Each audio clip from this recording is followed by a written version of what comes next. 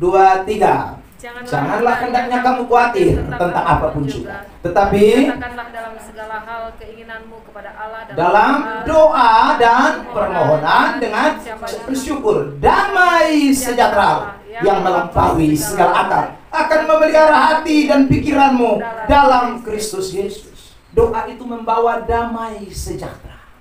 Saudara yang terkasih di dalam Tuhan, ya. Ada lagu yang sangat lampau yang sering kali kita nyanyikan, yaitu ke gunung tinggi ku naik mencari apa? Damai. Ke lembah jurang ku turun mencari damai. Lalu, namun akhirnya damai tidak ku jua kecuali hanya di dalam Yesus Tuhan. Sudah tahu. Tapi banyak orang waktu tidak ada damai, dia cari apa? Duit. Ya. Waktu dia tidak ada damai, dia cari saudara hal-hal yang sebenarnya tidak bisa membawa damai. Saudara yang terkasih dalam Tuhan. Padahal damai itu simple. Waktu kita berdoa, kita dapat damai sejahtera. Waktu semakin Anda berdoa, ada damai yang mengalir di dalam hati saudara. Waktu ada damai sejahtera yang mengalir, itu tanda bahwa orang itu hidup di dalam doa. Tanpa doa tidak akan ada damai, saudara. Tanpa doa tidak akan ada sejahtera di dalam hidup kita. Doa itu penting sekali makanya. Selamat datang di channel YouTube Pendeta Ebenezer Playmo. Jangan lupa subscribe. Tidak ada yang lain, Yesus Kristus namanya. Dan kami bersyukur Tuhan atas anugerah-Mu ini besar, luar biasa bagi kami semua. Dan kesempatan di mana kami sudah memuji, menyembah Tuhan. Kami rindu untuk kami kembali belajar, mendengarkan apa yang menjadi pesan-pesan Tuhan. Sebab kami tahu bahwa ini saat di mana Tuhan berbicara bagi kami. Dan Tuhan lebih kenal siapa kami, pribadi lepas pribadi. Baik kami yang ada di ruangan tengah ini, di teras depan, juga yang ada di ruangan belakang. Tuhan tahu semua kami. Dan biarlah oleh kuasa Tuhan sendiri, Tuhan boleh menyatakan apa yang menjadi kehendak Tuhan lewat pemberitaan ini. Bukakanlah rahasia firman-Mu Tuhan. Singkapkan apa yang Tuhan mau bicarakan. Roh Kudus tawan kami, supaya kami tidak melewatkan saat Tuhan berbicara kepada kami. Tapi kami memberi hidup kami seutuhnya, agar kebenaran-kebenaran itu dapat menjadi bagian dalam hidup kami. Sebab kami tahu waktu firman Tuhan itu menjadi bagian dalam hidup kami, maka ada sesuatu yang akan terjadi. Karena Alkitab berkata bahwa setiap firman yang keluar dari mulut Allah tidak akan pernah kembali dengan sia-sia. Ia mengerjakan sesuatu bagi kami bahkan sampai selesai. Nyatakan itu Tuhan atas kami yang sungguh-sungguh memberi hidup kami untuk dengar firman. Bicaralah, kami telah siap untuk mendengar. Dalam nama Tuhan Yesus Kristus kami berdoa. Semua kita yang rindu firman bersama-sama katakan amin. Baik, shalom.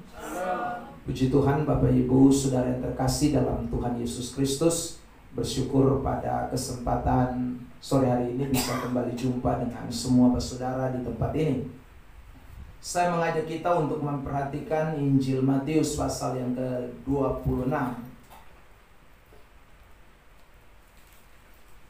Ayat yang ke-36 sampai ayat yang ke-46. Ada satu bagian kisah tentang Tuhan Yesus di Taman Getsemani pada waktu dia akan menghadap salib, ya. Saya rindu kita mau memperhatikan teks-teks ini. Matius 26 ayat 36 sampai 46. Saya membacakan ayat yang genap dan diikuti oleh Bapak Ibu Saudara ayat yang ganjil. Kita bersahutan. Di Taman Getsemani, maka sampailah Yesus bersama-sama murid-muridnya ke suatu tempat yang bernama Getsemani. Lalu ia berkata kepada murid-muridnya, "Duduklah di sini, sementara aku pergi ke sana untuk berdoa." Dan ia membawa Petrus dan kedua anak Zebedeus sertanya. Maka mulailah ia merasa sedih dan gentar. Lalu katanya kepada mereka, "Hatiku sangat sedih, seperti mau mati rasanya. tinggallah di sini dan berjaga-jagalah dengan aku. 39. Maka ia maju sedikit, lalu sujud dan berdoa, katanya, ya Bapakku, jikalau sekiranya mungkin, biarlah cawan ini lalu daripadaku, tetapi janganlah seperti yang ku kehendaki, melainkan seperti yang kau kehendaki. Setelah itu ia kembali kepada murid-muridnya itu dan mendapati mereka sedang tidur. Dan ia berkata kepada Petrus, tidakkah kamu sanggup berjaga-jaga 1 jam dengan aku? Berjaga-jagalah dan berdoalah, supaya kamu jangan jatuh ke dalam pencobaan. Roh memang penurut, tetapi daging lemah. Lalu ia pergi untuk kedua kalinya dan berdoa, katanya, ya Bapakku, jikalau cawan ini tidak mungkin lalu, kecuali apabila aku meminumnya, jadilah kehendakmu. Dan ketika ia kembali pula, ia mendapati mereka sedang tidur, sebab mata mereka sudah berat. Ia membiarkan mereka di situ lalu pergi dan berdoa untuk ketiga kalinya dan mengucapkan doa yang itu juga. Sesudah itu ia datang kepada murid-muridnya dan berkata kepada mereka, tidurlah sekarang dan istirahatlah. Lihat, saatnya sudah tiba bahwa Anak Manusia diserahkan ke tangan orang-orang berdosa. Bangunlah, marilah kita pergi, dia yang menyerahkan aku sudah dekat. Baik, Bapak Ibu Saudara yang terkasih di dalam Tuhan Yesus Kristus, khotbah tentang Getsemani adalah satu bagian khotbah yang mungkin sering kali diperdengarkan ketika kita ada di dalam minggu-minggu sengsara. Saya sendiri mengkhotbahkan bagian ini sudah sering atau berulang-ulang kali. Bahkan mungkin di tempat ini saya ingat dulu saya pernah juga bicara tentang Getsemani. Nah, saudara yang terkasih di dalam Tuhan, saya waktu belajar atau berbicara, berkhotbah tentang Getsemani, selalu saja saya mendapatkan ada berkat-berkat baru dari teks ini atau menemukan ide-ide baru dari apa yang Tuhan sampaikan kepada kita lewat cerita di Getsemani. Nah, saudara yang terkasih, saya kembali mungkin mengingatkan kepada kita saja bahwa Taman Getsemani itu bukanlah taman yang terdiri dari bunga-bunga atau terdiri dari rumput-rumput hijau yang sangat indah, saudara. Itu jauh dari keadaan atau situasi yang ada di Taman Getsemani. Karena Taman Getsemani itu adalah suatu tempat di mana di situ itu hanya ada batu-batuan, ya. Batu-batuan, dan batu-batuan itu merupakan batu yang dipakai untuk alat pemerasan anggur. Jadi saudara, Taman Getsemani itu bukan taman yang tadi saya sebut ada bunga-bunga banyak, ada rumput-rumput hijau, ada saudaraku pohon-pohon yang bagus, bukan. Tetapi Taman Getsemani itu tempat situasi keadaan di mana penuh dengan batu-batuan, bahkan batu-batu yang cukup besar. Sehingga saudaraku, tempat itu dikenal dengan tempat pemerasan anggur. Nah, saudara yang terkasih di dalam Tuhan, waktu kita membaca teks tadi, kita dapat memperhatikan di Taman Getsemani atau di tempat pemerasan anggur ini terjadi satu peristiwa yang luar biasa. Peristiwa pergumulan dari Yesus Kristus, Anak Allah yang telah menjadi manusia. Tahap-tahap awal di mana Kristus mulai memasuki, saudaraku, medan pertempuran kesengsaraan yang akan dihadapi, itu dimulai dari tempat pemerasan anggur atau yang kita sebut dengan Getsemani. Nah, saudara yang terkasih di dalam Tuhan Yesus Kristus, di Getsemani ini kita bisa menemukan banyak sekali pelajaran-pelajaran penting. Yang pertama, saudara, kalau kita perhatikan teks kita tadi mulai ayat yang ke-39, kita menemukan bahwa di Getsemani ini atau di tempat pemerasan anggur ini, kita menemukan pembelajaran tentang hal berdoa. Itu hal yang pertama yang saudara dan saya bisa lihat dari teks Matius 26 ini. Kita menemukan ayat 39 di sana, ada kata sujud dan berdoa. Lalu di ayat 41 dan ayat 42 ada kata berjaga-jaga dan berdoalah. Lalu ada kata lalu ia pergi ke kedua kalinya dan berdoa. Jadi saudara, lalu kemudian ayat 44 kita menemukan lagi ada kata di situ, lalu pergi dan berdoa untuk ketiga kalinya dan mengucapkan doa yang itu juga. Jadi di tempat pemerasan anggur ini saudara, kita bisa menemukan kisah atau pembelajaran tentang hal berdoa. Itu satu. Yang kedua, saudara yang terkasih di dalam Tuhan, apa yang kita bisa temukan dari kisah atau peristiwa yang ada di Taman Getsemani itu, yang sampai hari ini saudara dan saya baca. Yang kedua adalah kita bisa menemukan tentang bagaimana Tuhan mengajarkan kita soal ketaatan di dalam Taman Getsemani. Saudara bisa temukan di ayat 42, di sana ada perkataan, "Ya Bapakku, jikalau cawan ini tidak mungkin lalu, kecuali apabila aku meminumnya, jadilah kehendakmu."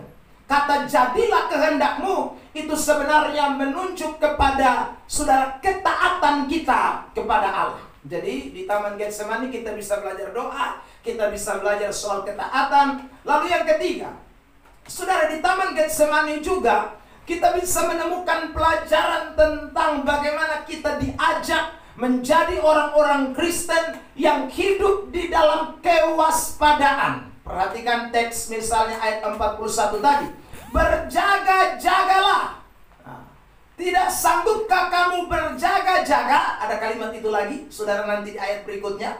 Jadi saudara, di Taman Getsemani Tuhan Yesus mengajarkan kita tentang kewaspadaan. Itu yang ketiga. Jadi sudah lihat ya, doa, lalu taat, lalu waspada. Lalu berikut lagi saudara, di Taman Getsemani juga kita diajak untuk belajar tentang bagaimana kita menyerahkan diri kita kepada Tuhan saat ada di dalam penderitaan. 45-46.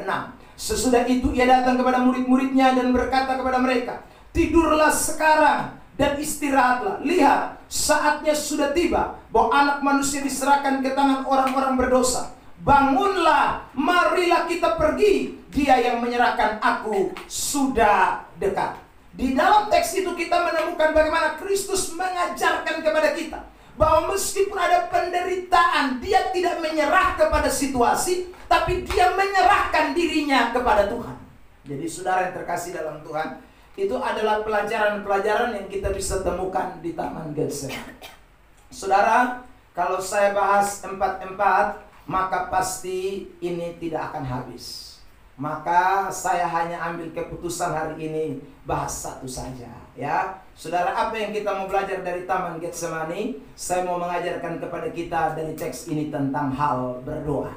Kita kembali kepada ayat yang tadi saya sebutkan, saudara yang terkasih di dalam Tuhan, ya. Jadi Getsemani mengajarkan kepada kita tentang hal berdoa.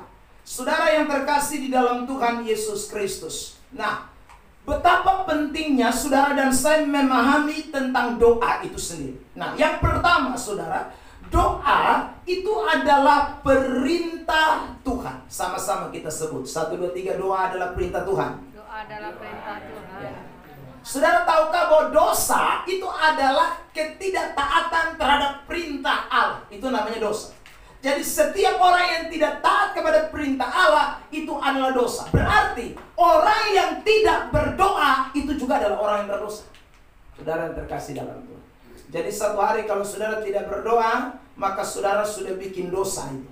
Ya. Meskipun saudara tidak curi, saudara tidak merampok, saudara tidak berzina, saudara tidak lakukan kejahatan-kejahatan yang kelihatannya aktif, tetapi ketika saudara tidak berdoa, itu adalah dosa. Kenapa? Karena doa adalah salah satu perintah Allah. Mari kita lihat 1 Tesalonika pasal yang kelima ayat yang ke-17. Kitab 1 Tesalonika 5 ayat yang ke-17. Ya, mari kita baca bersama-sama teks ini di dalam hitungan yang ketiga. 1, 2, 3. Tetaplah berdoa. Aduh, hanya 1-2 kata saja, tapi yang baca cuma 2 orang. Ulangi lagi. 1 Tesalonika ayat 5 pasal 5 ayat 17. 1, 2, 3. Tetaplah berdoa. Saudara, kata tetaplah berdoa itu merupakan perintah Tuhan. Jadi kalau orang Kristen tidak tetap berdoa, maka dia sebenarnya adalah orang Kristen yang melanggar perintah Allah. Saudara yang terkasih dalam Tuhan. Nah, ini sesuatu yang sangat penting yang kita tidak boleh lupakan. Makanya waktu Tuhan Yesus di Taman Getsemani, dia tidak pergi berdoa sendiri, tapi dia ajak murid-murid. Bahkan saudaraku yang terkasih dikatakan, dia datang untuk ketiga kalinya kepada murid-murid untuk memberitahu kepada mereka supaya mereka terus berdoa. Kenapa? Karena doa adalah perintah Tuhan. Jadi kalau orang Kristen tidak berdoa, maka orang Kristen itu sebenarnya dia sedang melakukan satu dosa pasif di dalam dirinya. Meskipun dia tidak lagi melakukan yang namanya tadi saya sebut mencuri, merampok, saudaraku, berzina, memperkosa dan lain sebagainya. Tetapi ketika hidupnya tidak di dalam doa, maka dia sedang melanggar perintah Tuhan. Bukan hanya saja Tuhan Yesus atau Rasul Paulus yang bicara demikian, tapi kita menemukan saudara banyak sekali contoh-contoh di dalam Alkitab yang memberitahukan kepada kita bahwa orang Kristen memang memiliki gaya hidup berdoa. Orang Kristen memang tidak lepas dari yang namanya berdoa. Saudara yang terkasih di dalam Tuhan, lihat gereja mula-mula di dalam kitab Kisah Para Rasul pasal yang kedua, bukan? Saudara yang terkasih dalam Tuhan, waktu mereka bertobat dan memberi diri mereka dibaptis, setelah itu tiap hari Alkitab berkata mereka berkumpul, bertekun di dalam pengajaran dan bertekun di dalam doa. Jadi doa itu merupakan lifestyle, karena itu perintah Allah. Saudara yang terkasih, para rasul-rasul pun demikian. Mereka memang sudah diperlengkapi dengan banyak sekali karunia-karunia, tapi setiap kali mereka melakukan pelayanan-pelayanan mereka, mereka selalu memulai dengan doa. Saudara, berapa banyak ayat di dalam kitab Kisah Para Rasul, di dalam kitab Galatia, di dalam kitab Rasul-Rasul Paulus dan Rasul Petrus yang mengungkapkan tentang bagaimana orang Kristen harus berdoa. Jadi itu menunjukkan jelas bahwa doa itu adalah perintah Allah. Maka orang-orang Kristen, anak-anak Tuhan, kita harus senantiasa hidup di dalam doa. Ada amin? Tanya dulu samping kiri kanan, hari ini kamu sudah berdoa berapa kali? Semoga tidak ada yang bilang, beta baru kaget Bapak, ini hari beta belum berdoa. Ya, kalau masih kaget ya baik, saudara yang terkasih dalam Tuhan. Pulang dan berdoalah karena Tuhan masih kasih kau kesempatan untuk hari ini. Saudara yang terkasih dalam Tuhan. Nah, selain doa itu adalah perintah Allah, saudara yang terkasih, kalau yang namanya perintah Allah itu berarti ada sesuatu di baliknya. Dengar baik-baik, saya ulang lagi ya. Kalau Tuhan memberikan satu perintah atau Tuhan memberikan suatu firman, itu berarti ada sesuatu di balik daripada itu. Maksud saya adalah ada makna-makna yang saudaraku tersembunyi di balik dari suatu perintah. Saya contohkan. Kalau Tuhan bilang sama kita, beribadahlah kepada Tuhan. Kenapa Tuhan suruh saudara beribadah kepada Tuhan? Karena ada sesuatu di balik ibadah. Makanya Tuhan suruh kita beribadah. Saudara yang terkasih, kalau saudara diperintahkan untuk apa lagi ya? Saudara orang Kristen misalnya diperintahkan untuk bertobat. Nah, karena ada sesuatu di balik pertobatan. Tidak mungkin Tuhan asal perintah tanpa ada maksud di baliknya. Demikian juga dengan doa. Kalau Alkitab beritahu kepada kita, tetaplah berdoa, jangan jemu-jemu berdoa, terus giat berdoa, pasti ada sesuatu di balik doa. Makanya perintah itu diberikan. Kalau orang Kristen mau hidup di dalamnya, kalau orang Kristen mau mentaati perintah itu, maka makna-makna itu akan tersingkap dalam dirinya. Ada amin? Apa saja itu? Mari kita lihat satu persatu. Yang pertama, saudara yang terkasih di dalam Tuhan, orang yang berdoa itu akan membangun relasi keintiman dengan Tuhan. Ya, saya ulang ya. Orang yang berdoa itu dia sedang membangun relasi keintiman dengan Tuhan. Mari kita lihat Mazmur 145 ayat 18. Mazmur 145 ayat 18. Oke. Dalam hitungan ketiga, sama-sama kita baca. 1, 2, 3. Dia melakukan kehendak orang-orang yang takut akan Dia, mendengarkan teriak mereka, minta tolong dan menyelamatkan mereka. 145 ayat 18 ya.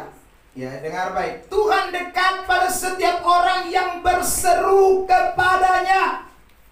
Tuhan itu dekat kepada orang yang berseru. Berseru itu artinya berdoa.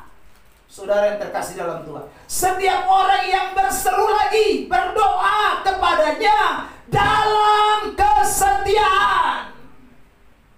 Ada amin? Siapa yang mau di sini mau dekat Tuhan? Ada yang mau jauh-jauh dari Tuhan? Kalau mau jauh gampang, tak usah banyak berdoa, nanti saudara jauh sendiri. Ya. Semakin saudara berdoa, semakin saudara dekat dengan Tuhan. Semakin saudara berdoa, saudara akan dekat dengan Allah. Semakin saudara berseru kepada Allah, saudara akan semakin membangun relasi yang sangat dekat dengan Tuhan. Jadi saudara, cara dekat dengan Tuhan bagaimana? Cara dekat dengan Tuhan sangat simpel. Yang penting adalah saudara dan saya mau berdoa.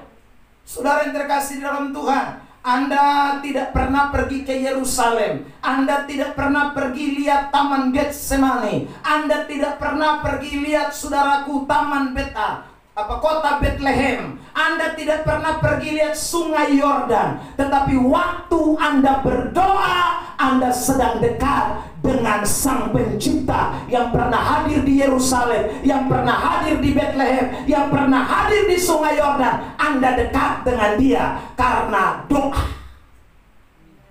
Amin. Tapi kalau kamu tidak pernah berdoa, meskipun kamu bilang saya sudah 10 kali ke tanah suci, biar 10 kali kamu ke tanah suci, hubunganmu jauh dengan Tuhan. Maka doa itu penting atau tidak? Penting sekali. Saudara yang terkasih dalam Tuhan. Makanya ada banyak orang Kristen, saudara yang terkasih dalam Tuhan. Kenapa dia tidak mau membangun relasi dengan Tuhan? Saudara yang terkasih, ya, padahal membangun relasi dengan Tuhan itu sangat gampang. Cukup berdoa saja. Dibandingkan dengan saudara bangun relasi dengan orang-orang penting di kota ini. Kalau mau bangun relasi dengan gubernur itu gampang atau sulit? Terlalu sulit, kecuali lu adik kandung dari gubernur. Atau tim sukses juga mungkin waktu dulu, tapi sekarang tunggu dulu. Saudara yang terkasih, tapi Tuhanmu, Sang Pencipta langit dan bumi, Raja segala raja, Anda tidak perlu pakai WA, Anda tidak perlu pakai surat pengantar, Anda tidak perlu lewat koneksi A, koneksi B. Cukup Anda masuk ke dalam kamar, berdoa, maka Tuhan yang jauh itu menjadi dekat, dan engkau yang jauh itu menjadi dekat. Karena relasimu terbangun hanya dengan satu cara, berdoa. Amin. Saudara yang terkasih dalam Tuhan, lihat aja nih, Yakobus pasal yang keempat, ayat yang ke-8. Saudara yang terkasih dalam Tuhan, kitab Yakobus pasal yang keempat, ayat yang ke-8. Kita baca ya bersama-sama ayat ini di dalam hitungan yang ketiga. Yakobus 4 ayat 8. Oke, 1, 2, 3. Mendekatlah kepada Allah, dan Ia akan mendekat kepadamu. Sampai situ saja. Dekat sama Tuhan, Tuhan dekat dengan kita. Dan katanya kalau bosan berdoa, kalau ketong mau berdoa, ya kalau lu mau berdoa, maka lu dekat dengan Tuhan Allah. Tapi kalau sana mau, ya jauh dengan Tuhan Allah. Makanya Raja Daud dalam Mazmur 62, dia berkata, hanya dekat Allah saja. Hanya dekat Allah saja. Saudara, padahal dia seorang raja, dia seorang penguasa yang punya uang, punya kedudukan, punya pengawal, punya penjaga, punya segala-galanya. Tapi dia tidak bilang hanya dekat penjagaku, hanya dekat pengawalku, hanya dekat uangku, hanya dekat jabatanku. Tidak, tapi dia bilang hanya dekat Allah saja. Di Mazmur 134, saudaraku, dia berkata, jiwanya haus seperti rusa yang merindukan air. Demikianlah dia merindukan Tuhan. Saudara yang terkasih dalam Tuhan. Nah, itu artinya sekali lagi doa itu sangat luar biasa. Jadi semakin kita berdoa, semakin kita merasa dekat dengan Tuhan Allah. Semakin kita berdoa, semakin kita dekat dengan Tuhan. Saya suka kelakar, saudara, atau main gila, orang Kupang bilang. Ya, saudara, saya main gilanya begini. Saya tuh agak aneh dan heran. Ya. Kalau orang Kristen itu, saudara, kalau cerita itu lebih membangga-banggakan setan. Ya, saudara. Ya, ada orang Kristen begitu, suka membangga-banggakan setan. Kenapa saya bilang membangga-banggakan setan? Karena saudara, seolah-olah dia itu bertemu dengan setan berulang-ulang kali. Ya. Dia belum tahu kosong.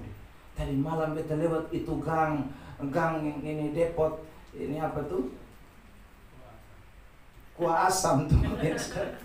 Ya. Wih, badan tiba-tiba bulu badan merinding semua. Beta balik belakang begini nih, beta lihat sosok putih berdiri. Beta pikir siapa? Beta lihat begini, dia kata,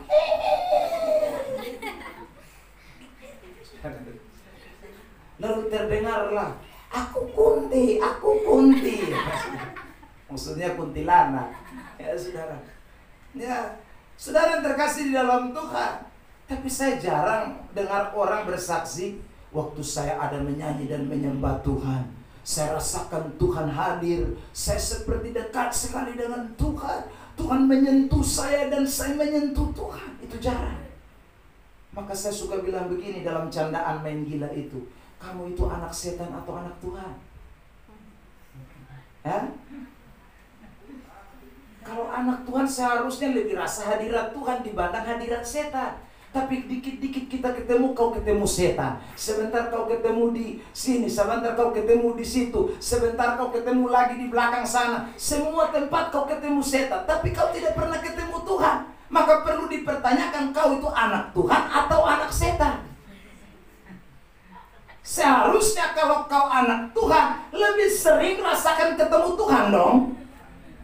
Ada amin? Saudara yang terkasih dalam Tuhan. Karena anak dengan Bapa itu lebih dekat. Ya. Jadi kalau kita anak Tuhan, seharusnya kita merasakan hadirat Tuhan. Tapi kenapa orang tidak merasakan hadirat Tuhan? Karena dia tidak pernah membangun relasi dengan Tuhan, hubungan dengan Tuhan, doa tidak pernah. Bagaimana Tuhan dekat? Masalah datang baru dia mulai makna riuh setengah mati. Tuhan, kenapa engkau jauh dariku? Kalau memang sudah pernah dekat, baru lu bilang, Tuhan, kenapa engkau jauh daripadaku? Sebenarnya Tuhan dekat kalau kau berdoa terus, kalau kau membangun relasi terus, kalau kamu tidak berhenti berdoa, maka Tuhan dekat. Tapi karena kamu 1 tahun baru doa 1 kali, ya, karena ada masalah baru kamu doa 1 kali, ya saudara, karena sudah dihambat oleh berbagai persoalan baru kau doa 1 kali, makanya kau rasa Tuhan jauh. Tapi kalau kau berdoa tiap hari, tiap saat, tiap waktu, kalau kau berdoa terus, maka Tuhan tidak pernah jauh, dia dekat dengan engkau. Karena ada lagu yang mengatakan, Tuhan itu hanya sejauh. Amin. Bilang samping kiri kanan, Tuhan tidak jauh-jauh. Tuhan tidak jauh-jauh. Hanya sejauh doa.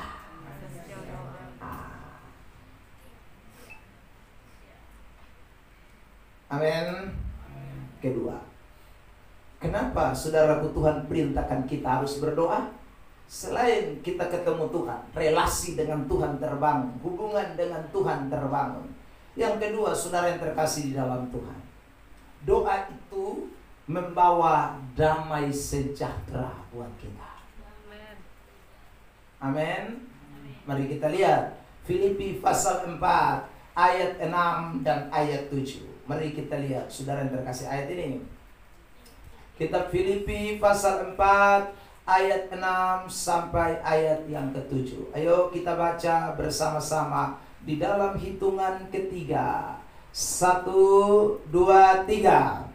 Janganlah hendaknya kamu khawatir tentang apapun juga, tetapi katakanlah dalam segala hal keinginanmu kepada Allah dalam doa dan permohonan dengan bersyukur, damai sejahtera yang melampaui segala akal akan memelihara hati dan pikiranmu dalam Kristus Yesus. Doa itu membawa damai sejahtera.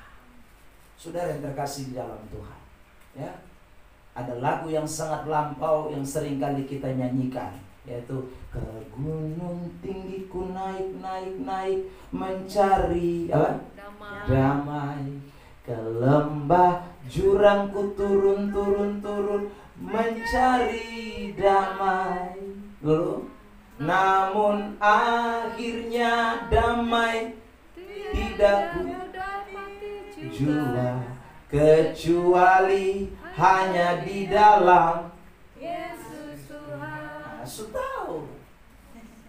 Tapi banyak orang waktu tidak ada damai, dia cari apa? Duit. Ya. Waktu dia tidak ada damai, dia cari, saudara, hal-hal yang sebenarnya tidak bisa membawa damai.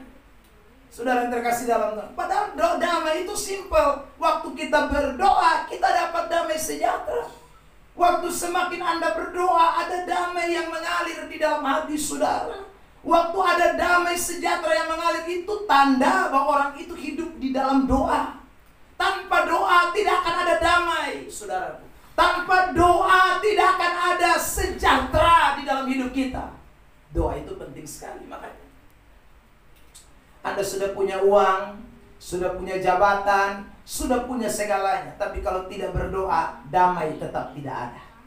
Percayalah, saudara yang terkasih dalam Tuhan. Kalau saudara tidak percaya, saudara bisa lihat kan, ada berapa banyak orang Kristen yang punya uang, tapi hidupnya tidak damai. Berapa banyak orang Kristen yang punya segala-gala harta, tapi hidupnya tidak damai. Kenapa? Karena dia tidak membangun relasi yang namanya doa.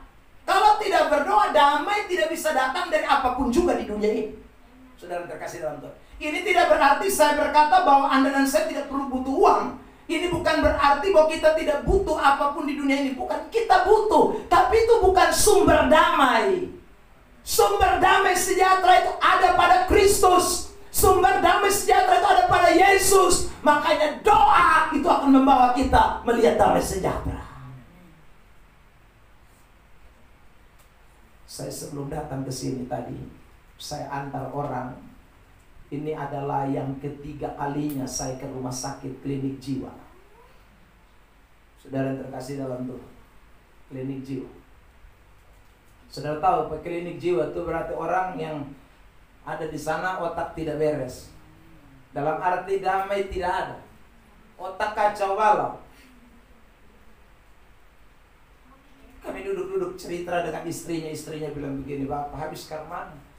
Kau bangun pagi HP. Bangun pagi bukan doa, HP. Doa hanya asal-asal saja. Lihat, saudara lihat. Akhirnya khayalannya tinggi. Dia bilang di HP saya ada uang 3 triliun. Saudara, ya, karena saudara hari-hari hari lepas hari mungkin di dalam pikirannya, saya analisa itu sudah. Pasti hanya pikir uang akan bawa damai. Uang akan bawa damai. Sampai dia menghayal di depo HP itu ada uang 3 triliun. Tinggal dicairkan saja. Saudara, dia punya istri dan tidak ada, Pak. Ya, saudara, waktu dia punya istri dan tidak ada, bilang, kau memang hidup tidak beriman. Kita harus beriman sekalipun kita tidak melihat. Bagus. Ya. Itu bukan beriman, dia otak sudah tidak beres. Damai sudah tidak ada di hati, saudara terkasih dalam Tuhan. Jadi Anda ingat baik-baik, doa itu sangat penting. Makanya saudara lihat, kenapa Rasul Paulus di dalam penjara dia bisa bertahan? Karena doa. Kalau tidak berdoa, tidak mungkin dia ngomong. Ini ayat Filipi tadi yang kita baca, itu ayat di dalam penjara. Saudara, ayat di dalam penjara. Kenapa Rasul Paulus bisa bicara kepada orang yang di luar penjara? Karena dia tahu kuncinya doa. Kalau tidak ada doa, tidak ada damai sejahtera. Bahkan Paulus mengatakan tadi, damai sejahtera yang Allah berikan itu melampaui. Ya, ini selaras dengan apa yang Yesus bilang. Yohanes pasal 14 ayat 27. Ayat terkenal ini. Mari kita baca ya. Yohanes 14 ayat 27. Yohanes 14 ayat 27. Mari kita baca bersama-sama dalam hitungan ketiga. Ya, Yohanes 14 ayat 27. 1, 2, 3. Damai sejahtera aku tinggalkan bagimu, damai sejahtera ku berikan kepadamu, dan apa yang kuberikan tidak seperti yang diberikan oleh dunia kepadamu. Janganlah gelisah dan gentar hatimu. Saudara lihat di situ dikatakan damai sejahtera ku berikan, kunya di sana K besar. Itu berarti damai sejahteranya Tuhan. Damai sejahtera Tuhan itu yang diberikan. Damai sejahtera Tuhan itu yang ditinggalkan. Dan Tuhan bilang damai sejahteranya Tuhan itu tidak seperti yang diberikan dunia kepadamu. Saudara terkasih dalam Tuhan, masih mau kejar damai yang dari dunia? Saudara, itu hanya bodoh saja. Ya. Kita sudah tahu damai sejahtera yang Tuhan punya lebih dari segala-galanya. Lalu kita mau cari damai sejahtera di mana lagi? Maka doa kunci damai sejahtera. Doa kunci damai sejahtera. Saudara yang terkasih di dalam Tuhan. Jadi saya ulang, selain kita dekat Tuhan, yang kedua, Tuhan kasih kita damai sejahtera. Semakin kamu berdoa, semakin kamu dapat damai sejahtera. Saudara yang terkasih di dalam Tuhan Yesus Kristus, beberapa hari yang lalu saya khotbah tentang orang menghadapi penderitaan. Waktu kita menghadapi penderitaan, tidak ada manusia ini yang Superman. Tidak ada. Semua manusia waktu menghadapi penderitaan bisa dalam suatu keadaan yang gentar. Saudara, jangankan kita manusia, Tuhan Yesus saja waktu menghadapi penderitaan di Taman Getsemani, menurut Matius 26 yang tadi kita baca ayat 39, dia gelisah dan mau mati rasanya. Ya. Kalau saudara bandingkan selain Yesus Kristus, seorang nabi yang hebat namanya Elia, waktu dia diperhadapkan dengan suatu kesulitan, tantangan, dia saja bilang, lebih baik saya mati sudah. Minta mati dia karena tantangan dan penderitaan. Waktu saudara terkasih dalam Tuhan, Ayub, 10 anaknya dipanggil pulang Tuhan, hartanya habis, istrinya lari ke setinggal, penyakit hantam dia. Dia bilang apa? Ayub pasal 3. Dia bilang begini, coba kalau itu hari beta lahir dari bepu mama pun kandungan, langsung mati baik. Ya saudara. Nah itu menunjukkan ini bahasa-bahasa bahwa orang itu menghadapi penderitaan tidak gampang. Saudara yang terkasih. Tapi sekarang saya tanya, apakah Yesus hilang damai sejahtera? Ayub hilang damai sejahtera? Elia hilang damai sejahtera? Tidak.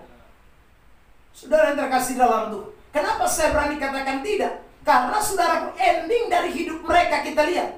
Elia endingnya dia terangkat ke sorga dengan kereta berkuda. Saudara terkasih dalam Tuhan, Ayub endingnya kita tahu bersama bahwa dia akhirnya dipulihkan Tuhan.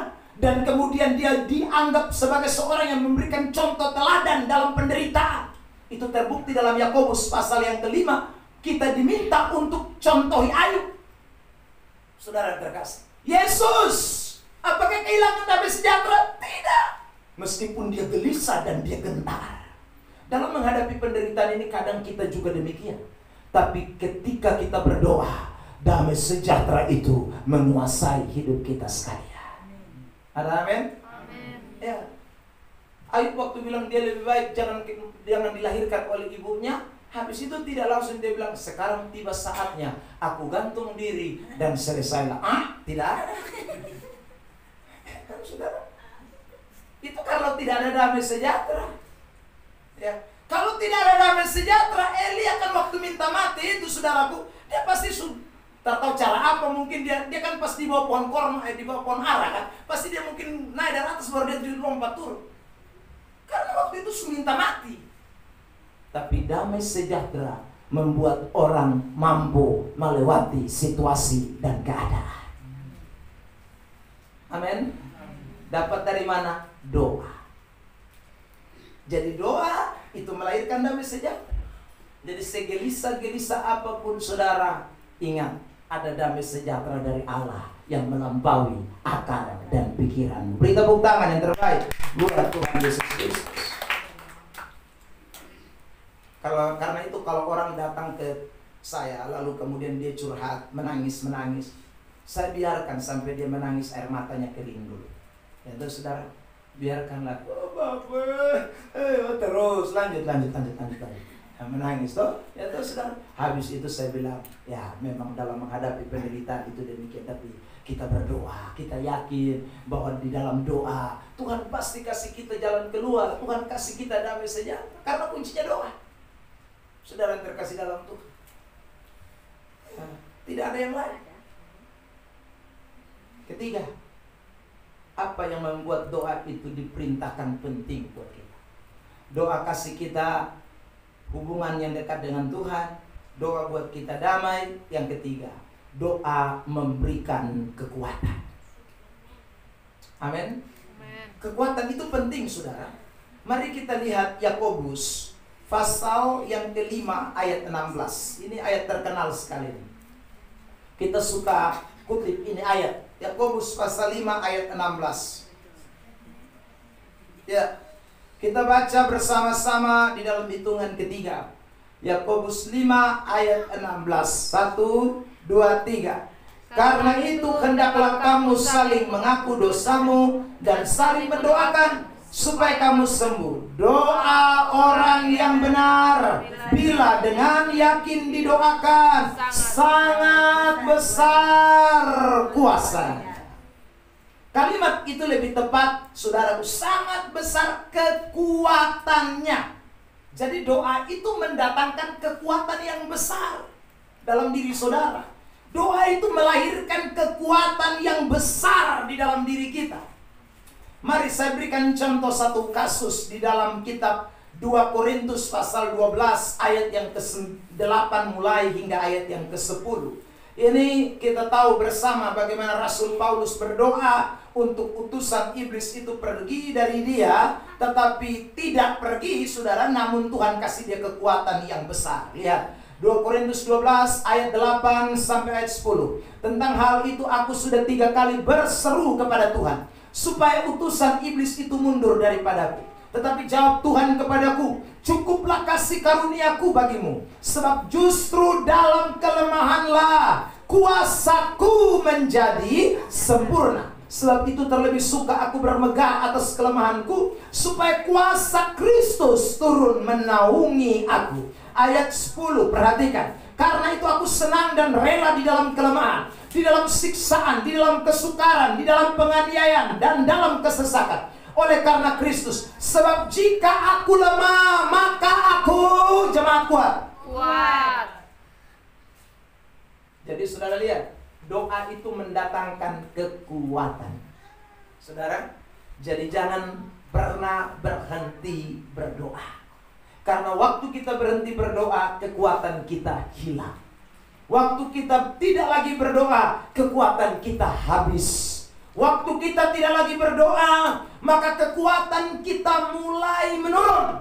Tetapi saudara, waktu kita berdoa, kekuatan kita tambah luar biasa. Ada amin? Contoh yang lain adalah Musa.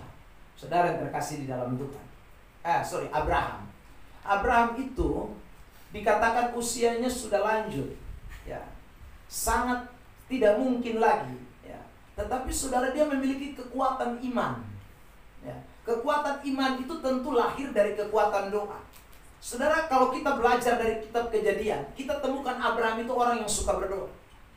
Bahkan dia pun berdoa itu sampai bisa ngomong dengan Tuhan Allah, ya, sampai tawar menawar, ya saudara. Kita sebanyak kali berdoa, tapi kita belum bisa tawar-menawar dengan Tuhan Allah. Tetapi Abraham bisa tawar-menawar. Tuhan, seandainya kalau ada 5 orang benar di Sodom Gomora, karmana Tuhan? Ya saudara, ya masih ada. Dia dialog dengan Allah Bapa, itu sangat dekat. Saudara terkasih dalam Tuhan, orang yang berdoa, saya ulang, itu pasti mempunyai kekuatan. Secara usia dia sudah mati, saudara, lemah, ya, tidak punya kekuatan. Tetapi Tuhan kasih dia kekuatan yang luar biasa. Saudara yang terkasih, demikian juga dengan Paulus, demikian juga dengan Yesus Kristus. Tadi kita baca dalam Matius 24, Tuhan kasih dia kekuatan. Dia mendapatkan kekuatan untuk dapat bertahan di tengah-tengah kesulitan. Hari ini saudara yang terkasih dalam Tuhan, apapun persoalan kita, apapun penderitaan kita, doa itu segalanya buat saudara dan saya. Ada amin? Amin. Doa segalanya. Ya, apalagi saudara sering rajin datang di persekutuan doa. Jangan lupalah, doa itu harus menjadi gaya hidup kita. Ya, doa harus menjadi gaya hidup saudara dan saya. Kenapa? Saya ulang lagi, doa perintah Tuhan. Kalau perintah Tuhan berarti ada maksud di dalamnya. Apa saja maksud Tuhan dibalik daripada doa? Satu, waktu kita berdoa kita dekat Tuhan. Yang kedua, waktu kita berdoa, saudara yang terkasih dalam Tuhan, kita menjadi orang-orang Kristen yang dipenuhi dengan damai sejahtera yang melampaui akal. Waktu kita berdoa, yang ketiga, saudara dan saya pasti mendapatkan kekuatan yang luar biasa untuk menghadapi situasi apapun di dalam hidup ini. Ada amin? Amin. Tuhan kiranya memberkati kita semua dengan firman ini, sehingga pesan doa ini tidak boleh kita abaikan. Ya. Dalam minggu-minggu sengsara ini, saudara yang terkasih dalam Tuhan, ingatlah salah satu yang Tuhan Yesus berikan teladan buat kita sekalian adalah tentang hal berdoa. Ini harus terus menjadi gaya kita, ini harus terus menjadi lifestyle kita.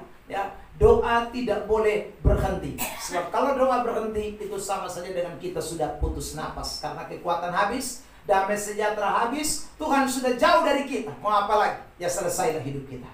Tapi kalau kita ada masih dalam doa, itu tandanya bahwa hidup kita tidak akan pernah lemah. Apapun keadaan, apapun situasi, kita pasti mampu untuk melewatinya. Tuhan berkati kita dengan firman-Nya. Haleluya. Mari kita bersyukur.